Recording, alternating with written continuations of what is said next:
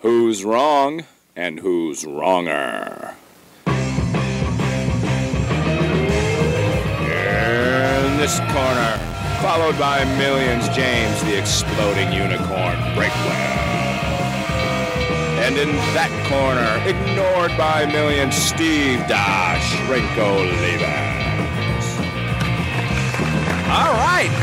Thank you, everybody. Thank you for tuning in, and thank you for subscribing on SoundCloud, iTunes, Stitcher Radio, and now YouTube. Next week, James Breakwell, we are taking the next level. We're going to take it to the next level. Sorry. Yes, we are. We are planning to go with video, which is a huge step for us and a huge step down for the audience. I mean, I don't know what this will be the moment where we really do lose everybody, when they actually see what we look like on a consistent basis. I'm concerned that we're going to be objectified by women. That is my main concern.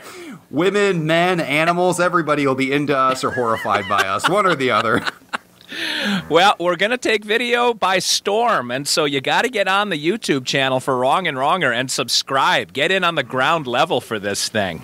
And I'd like to welcome special guest my pig, who could not decide if she wanted to be inside the door or outside the door for this podcast, and now she is inside the door, so you will hear oinking behind me the entire time. All right, well, we haven't thus far, but I'll let you know if it comes through. You're making All Gilly right. a household name. She has some strong opinions. I'm sure she'd like to be heard. All right. Well, strong opinions are what we do here at Wrong and Wronger. We argue about topics that seem inane on the surface. And today we've got a doozy. But they're topics that everybody has an opinion about, which is why they enjoy listening to us prattle on. What are we going to talk about today, James? Today we are going to do Mickey Mouse versus Bugs Bunny. Mickey Mouse versus Bugs Bunny, and I'm a little bit hobbled. Kathy Bates has me like James Caan with my ankles against like a railroad tie because of my surgery. So if Breakwell seems like he wins this week, I just want everybody to know that I really won, and you should vote for me again next week. Because Two quick points, and I was going to cut you off there. You won the last debate because of the pity vote. Oh, poor me, I'm dying in a hospital. Yeah, that was you will go to any length to win. Second of all, the pig just dumped her water bowl. I am not going to get up to stop it. I 100% knew this was going to happen. This pig is going to destroy my office behind me, and I'm just going to stay on the line for you, the listeners, because this debate is that important. So if you hear something, it sounds like somebody's being murdered in the background. It's just my pig banging around a dish, making her presence known. my check cleared. That's good to know that your pig gets her mail. Gilly's a girl, right? She is a girl, which probably explains why she is so spiteful of me. She's in league with all my other daughters, so they formed an alliance. I can't remember. Is your dog a girl also? The dog is a boy. The dog is the only boy in the house besides me. Thank God you have at least somebody in your corner. I don't know if he's rooting for me either. I really don't. I suspect all the animals. All right, so today we are going. The last audio broadcast is going to be a good one. What are we debating today, James? We actually just said this like 30 seconds ago, but we were debating Mickey Mouse versus Bugs Bunny. Are you serious? We did. I'm not sure which part of your body they did that medical procedure on, but clearly it has affected your brain. That's okay. Because you know what? This topic is so important, we need to tell the audience twice. That was totally deliberate and not you losing your mind at all. Welcome to Wrong and Wronger. Thanks for tuning in, everybody. I am Steve Olivas, and I am weaning off of pain medication as we speak. Yeah, my wife downstairs, she said, "Are you going to take another pill before you go upstairs?" And I said, "No, that clouds up my mind." But apparently it's sufficiently foggy the way it is. I'm going to take our first official pig time out. You can fill the air for 15 seconds. I'm going to let the pig out the door. All right. I will tell everybody where they can catch us if they're excited about this video. Go to YouTube or youtube.com. I know we've got people that are about as computer savvy as I am. And just do a search for Wrong and Wronger, and our account will come up. And the videos of me eating a lemon, me singing a Justin Bieber song, and I understand why that got fewer hits than the lemon eating contest, or not contest, punishment. And it will also have James acting out a scene from Napoleon Dynamite, which half the world has already seen anyway. Not just acting out, living that scene. I was that character, indistinguishable from the actual movie. All right. Oh, I just got a little torque there, but That's That's a phrase I'm going to have to ban you from saying during God this. dang, I can't laugh because then I can clench up. deal with you being mentally clouded, but the physical descriptions of what's wrong with you, we're not going to be able to get through. Yeah, James and I had a conversation that will haunt him for weeks before we went on if you ever want to ask Steve specifically what's wrong with him, just don't. Trust me, don't. We went into it a little bit before, but it wasn't that much detail, and today the details were just flowing. And just understand, I took one for the team and listening to that conversation off air, so you didn't have to suffer through it.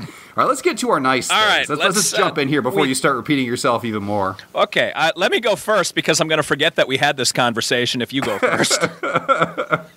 But I do want to say, and James and I always exchange a pleasantry before we begin the combat, and I'll say that James is efficient in the way that he runs his life. He is a well-oiled machine, and that was evidenced by Thursday as I'm coming out of surgery. I texted him and said, I lived, and he said, all right, well, if you end up dying, I've already found your replacement. So I appreciate the fact that Wrong and Wronger will live on, even if I don't. This is true. I wanted to make sure that the listeners, all 8 of them, would not be cut short by your unpleasant demise. Let's face it. If this thing doesn't kill you, something else will. You're not going to be here for the long term. So you're kind of like Doctor Who. There will always be somebody else to sit in your chair and replace you and keep this thing going. So thank you for keeping the seat warm for your replacement, who will undoubtedly be better than you, and who will hopefully only introduce the topic once a night. We'll see. Fingers crossed. All right. In case you're just tuning in, we're doing Mickey Mouse versus Bugs Bunny. All right, what nice thing do you have to say about me? Oh, I had some nice things lined up, and then this podcast tonight started. I think I lost most of them. I would like to compliment you on, for once, practicing what you preach. Because you have, for months, literally months, perhaps half a year, however long this has been going on, you have been bragging about not wearing pants, and it's been a lie. But today, due to your medical condition, you are literally not wearing pants. For the first and only time in the entire length of this podcast, you told the truth. By accident. I've been telling the truth all along, as much to your chagrin as that may be. But no, I have not been able to wear pants for about a week. And so I've been going around in baggy pajama bottoms. Actually, I haven't been going around. I had to drag my carcass upstairs tonight to do this podcast. I have been flat on my back on a recliner, including sleeping there, for about 7 days. So this has been a nice reprieve from my recliner. I'm not sure if that sounds like an awful life or the best possible life. I really am up in the air on that one. It's not bad when you're stoned and really don't care, and your wife waits on you hand and foot, and then your wife gets tired of doing that and leaves you on your own and says things like, I'm going to the office for a couple hours, but doesn't take her briefcase with her. It's kind of a weird thing. Anyway, I should amend my compliment if you haven't been wearing pants this whole time, which I'm still highly suspect of. I should compliment you on having a life worth saving. The fact that your wife hasn't murdered you yet after waiting on you hand and foot, I find that completely unbelievable. You should be 6 feet underground for sure. My wife has been a trooper through all of this, far more than I can imagine being, so with a patient like me. But thank you for that compliment, I think, as is most of the compliments I get. Okay, so the way that we decide who argues which, and I think this week we're going to do Bugs Bunny versus Mickey Mouse. Is that right? That is correct. All right. We flip the Guam quarter of fate, and that decides which that James the Breakwell unicorn, holy cow, that which one he is going to argue, and what will the sides represent for you today? Right. Heads up is Bugs Bunny, and tails up is Mickey Mouse for me. All right, heads is Bugs Bunny. I'm not going to remember that. Guam quarter fate. Okay. Lo and behold, I didn't catch it. All right, it is tails. Guam is looking at me, so you get whichever one that one was. Mickey Mouse. I'm defending Mickey Mouse, which is awesome because I'm going to win this hands down. Because Mickey Mouse is a billion-dollar empire today, the cornerstone of the Disneyland theme parks and of their intellectual properties online and their cruise ships and everywhere. I mean, the Disney estate is making money hand over fist off of this character. And where is Bugs Bunny? Bugs Bunny is nowhere. The most important thing Bugs Bunny has done in my lifetime was Space Jam, which it was noble that he defended the Earth, but let's be honest, that's over, it's done. What has he done for us lately? Nothing. Mickey Mouse is the present and the future, and that's where we're going with this.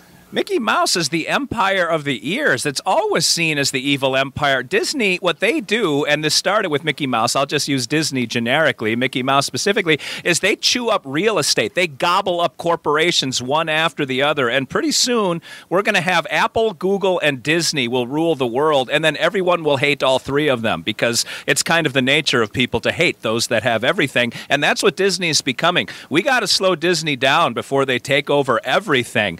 Bugs Bunny is from a simpler age. Bugs Bunny is from Warner Brothers, and they do clean, wholesome family comedy. Warner Brothers, I'm not even sure they're still around. I know their recording label sunk a while ago on Music Row here in Nashville. But Bugs Bunny gave us one of the most iconic cartoon phrases in all of history with "What's up, Doc?" What has Mickey Mouse given us? You got to get your junk caught in a light socket even to hit the register that Mickey Mouse speaks on. Bugs Bunny was Mel Blanc at his finest. Mel Blanc did most of the voices for the characters that are now cultural icons. Yosemite Sam and Elmer Fudd and Foghorn Leghorn.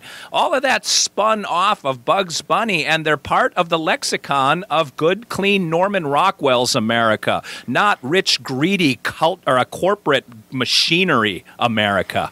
You know what? We have very different definitions of good, clean fun. How many times have you seen Mickey Mouse shot in the face by a hunter? I'm going to say zero. Makes that me laugh all every the time time. to Mickey Mouse. People were pointing guns at him and trying to kill him, and they were backfiring and shooting the hunters, all without consequence. I mean, the whole punchline of Bugs Bunny is violence, just absolute violence that horrifies parents and censors and everybody. It's that whole generation. Mickey Mouse is clean fun. My kids watch that, and nobody gets hurt. Everybody's happy. He's over there driving around a race car. They're learning ways to help each other. Mickey Mouse is there to make the world a better place and turn a profit while he's at it. I mean, he is the perfect icon of capitalism. This is the way the system should work. I'll help you, you help me get a little richer, everybody wins. Bugs Bunny is an anarchist. He's just out there hurting people and somehow surviving to live another day. He's looking out only for himself. Like, what worthwhile lesson has Bugs Bunny ever taught anyone? Bugs Bunny has taught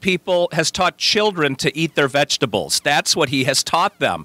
Bugs Bunny is rarely seen without a carrot in his hand. And what more wholesome message could you give to mothers and children than kids eat your vegetables? Would kids be eating carrots if it wasn't for Bugs Bunny? I think Big Carrot would have probably folded its tent and moved to some third world country decades ago if it wasn't for Bugs Bunny. Bugs Bunny probably led the resurgence of vegetables on kids' plates. Bugs Bunny and George Bush with the Brussels sprouts. That is a very dated reference. Didn't some farmer dump a truckload of Brussels sprouts on the White House lawn because George Bush vowed never to eat Brussels sprouts? Is that a thing? I'm going to say it's a thing because your mind is too hopped up on painkillers to know the difference. Did George Bush say he didn't want to eat Brussels sprouts? Yeah, you've got your story reversed. The first George Bush hated Brussels sprouts, hated them with a passion. How do you even know this? If this was before your parents met, it was like 1993. I'm not just an English major, I'm a history major. Mind you, my history major also taught me nothing, but I have read a book or two in my day. Exactly 2 books. That's it. That's the limit. But I do remember that incident. I want people to take pity on the fact that I'm on pain medication right now. Just, all of the good people out there. Now, if you knew history, you know that we're standing at a point in history right now where capitalism equals evil, where corporate greed equals evil. Rage against the machine, put your thumb in the eye of the man, and Walt Disney is the man right now. We got to take him down, people. We got to lift the kinder spirits like Bugs Bunny, someone who's never hurt anyone. Elmer Fudd, he's the one that was trying to injure and maim. Yosemite Sam, he was the one with the 6-shooters. Bugs Bunny just wanted to live a peaceful life, walking around saying, "What's up, Doc?" and eating carrots. And that's what we want our children to model going forward. It was a gentler time. It was a time full of violence, and if you watch his whole catalog of videos, there was a lot of violence going on there. Him versus that giant hair monster, him versus the coyote sometimes. I mean, awesome. Everybody is getting hurt around here. He just lives a pathway of twisted and maimed bodies, and they all bounce back and everything's okay, but he's always there hurting people. Mickey Mouse has never depended on hurting people, not for 1 second. He's just there to be happy and make your life better. And people walk around wearing those Mickey Mouse ears and singing the Mickey Mouse theme song. When's the last time you heard somebody humming the Warner Brothers Looney Tunes theme song? I mean, when was the last time you saw somebody wearing Bugs Bunny ears? It's not something you do. And for the record, carrots are awful.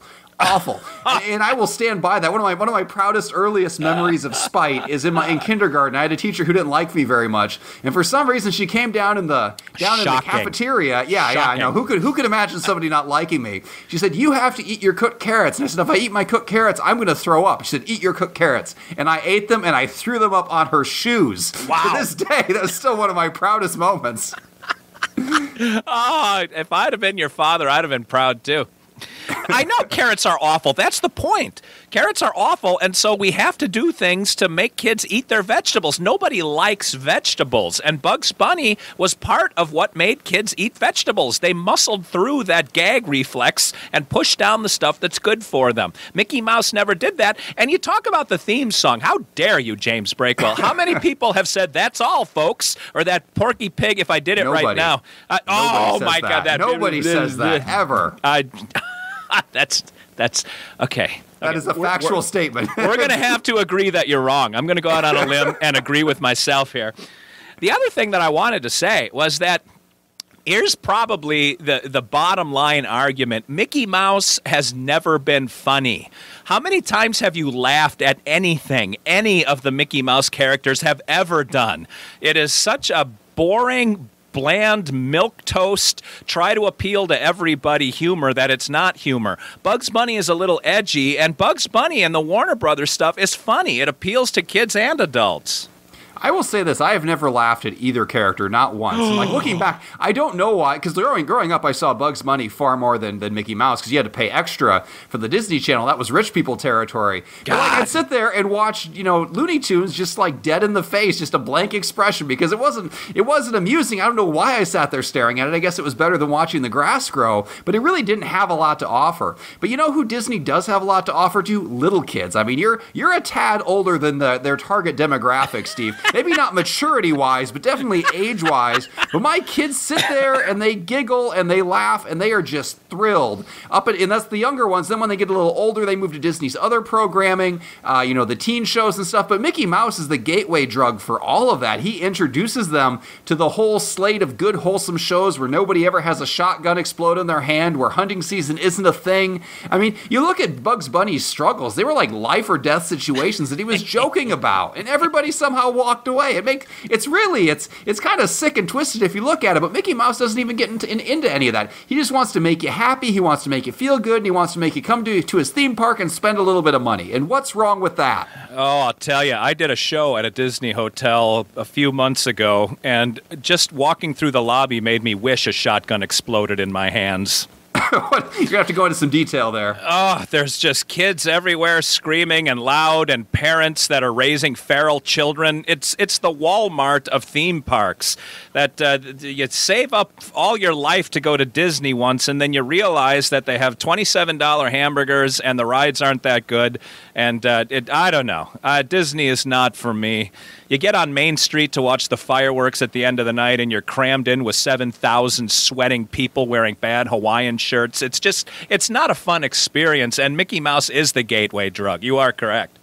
Yeah, people go to Disneyland to get away from people like you. Like, that's the entire point. Like, the fact that you hated it is just exhibit A that Disney is doing its job. It gets you away from the angry, miserable Steve Olivases of the world and gets you back to a place of happiness. That is where you want to be. And Mickey Mouse is the path to that. It separates the good, wholesome people from the jaded and the bitter. He is our last chance to have that childhood joy inside of us. In Disney, it's not that. I mean, I'm sorry, Bugs Bunny's not that. He hasn't even aged well. Like, when's the last time they even made a new Bugs Bunny cartoon? Like, Warner Brothers has just given up on him. There's no money there. There's no interest there. He's been left for dead, whereas Mickey Mouse, they're pumping out new content as fast as they can. Like, Mickey Mouse is the reason U.S. copyright laws keep getting changed, because he should be in the public domain by now. And Disney keeps, petitioning Congress saying you need to extend the deadline on this. And they keep pushing it back. They keep changing all U.S. laws for the sake of one little mouse. That's how important Mickey Mouse is to America. Nobody has ever changed a single law for Bugs Bunny, and they never will, because he's just not worth it. Now we're getting into George Orwell kind of stuff. That's Big Mickey, and we don't want that darkness to take over the land. But it sounds like they already have. Mickey is in the pocket of all the politicians, or maybe we say it the other way around. The politician is in Mickey's pocket. All right. Well, hey. If you want to live in a world dominated by one corporation, I suppose you'll have to vote for James. And if you want to just have fun in your life, have humor in your life, and have diversity in your life, you will vote for Bugs Bunny. Now, before we go, James, and we do got to run. We're 19 and a half minutes already. It's been so much. Anyway. Well, between you repeating yourself and the pig emergencies, it ate up quite a bit of time. We do need to specify code words, though. Actually, there's two things we need to do that we didn't do earlier in the show. One, we have to specify the penalty, the stakes, as always. And we're actually repeating last week's because it was so popular. Yeah. After my amazing Napoleon Dynamite performance, the penalty again this week is to perform an embarrassing movie scene that we will put up for a vote. So the loser will have to act out a movie scene of your choice. And the other thing we have to do is specify code words, because the only reason you had any sort of a chance is that we didn't put James Breakwell and Steve Olivas in the voting options. We put star and square. Yeah. And then octagon, which was almost the vote leader. I mean, people love those random options. So what would you like your code word to be today? Shasta. Are you kidding me? You're going to pick Shasta? Why do you ask me an open-ended question and then criticize the answer? What do you want me to say? I don't know. Rutabaga, fire truck, aglet. I don't know. Okay. Here's what we're going to do. It's going to be a vehicle. You're going to pick fire truck, and I'm going to pick dump truck. So vote fire truck for Steve. Fire truck. Vote fire truck. Dump truck for James Breakwell, the correct answer. Dump is what that one is. And also, be sure you hit that subscribe button. Yeah. Whatever platform you're listening on. If you're listening on YouTube, hit that subscribe button lest you miss out on this. I mean, Steve is not going to be hopped up on painkillers forever, and I'd hate for you to miss this experience. I mean, this is free entertainment at somebody else's expense. Or if you're on whatever other platform. I think Steve already went through these, but I'm going to hit them again because they're that important. SoundCloud, Podcast Addict, iTunes. I think we're on Stitcher now. We're working on Spotify, but I don't think we're quite there yet. Look for Wrong and Wronger on all of those. And most importantly, hit the subscribe button so you can come join us each and every week and help me win, because I am not doing another movie scene. I just cannot take that much more humiliation. And I'll tell you, do you want to know what the two most popular movie themes from my listeners or my followers have been? You know what? They're probably the same as mine, but I had to veto the dirty ones. My kids were helping us, man. My kids. Man. This is family-friendly entertainment, much like Mickey Mouse. You're the Bugs Bunny generation over there, and I'm just trying to make people happy in a wholesome way. Well, then this whole thing is a kangaroo court then. It's not a real vote. All right, well, we'll figure it out before next time. And until next time, this is Steve Olivas, Dr. Steve for James the Exploding Unicorn Breakwell, saying, we're sorry. This is the best we can do on Percocet. Thanks for listening, everybody.